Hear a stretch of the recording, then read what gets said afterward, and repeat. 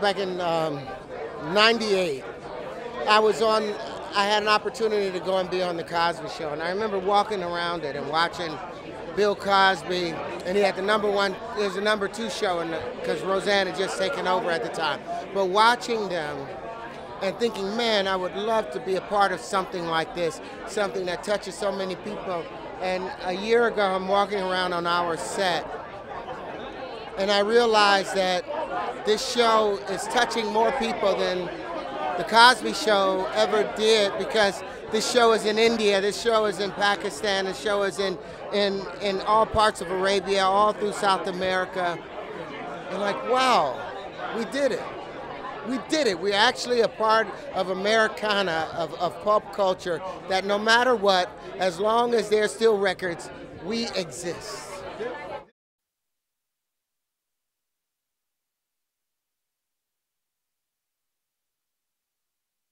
You know, it's probably has more in common with Star Trek than Futurama. It's an hour-long show, so it has to be.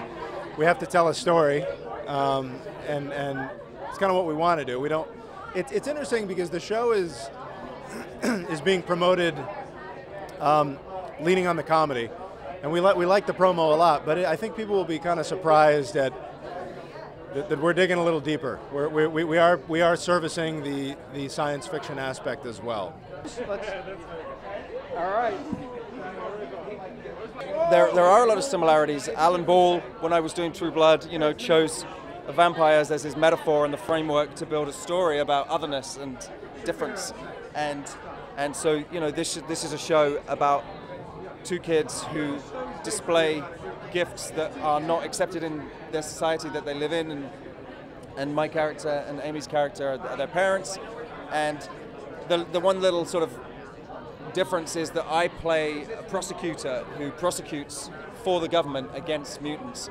So everything that I've been doing, my family then turn into, and so my choice is to get my family together and then basically get them to safety. So it's a kind of we go on the run basically to sort of try and protect them.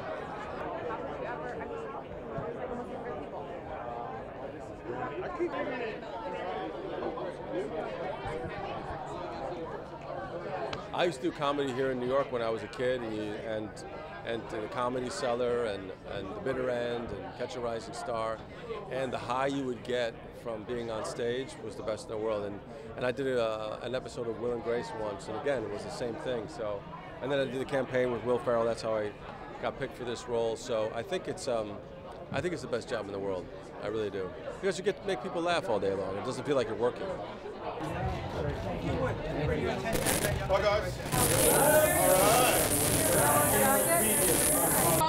right. Green shirt guy, can you turn your body towards this way? You can see more of the funny outfit. No. Well, you know, it's really started out in the locker room. When I was playing in the NFL, it's one of those things where guys are joking and you just learn to just go for it. You know what I mean? And you really, you got to develop the courage. And if you can take a hit in the NFL, you can tell a joke. Well, I mean, Fox has always been a very positive place for me. You know, they have they've got great taste in people, and they make really interesting, diverse programs. And I grew up watching a lot of their stuff, so to work for them is great. And they've always been very supportive of our show as well. And you're right, you know, to do a show about the devil in America. And sort of make it a positive thing was a bit of a gamble, but I think they saw something in the show that we saw when we were making it, and that's translated onto screen. So I just thank them for the opportunity, really.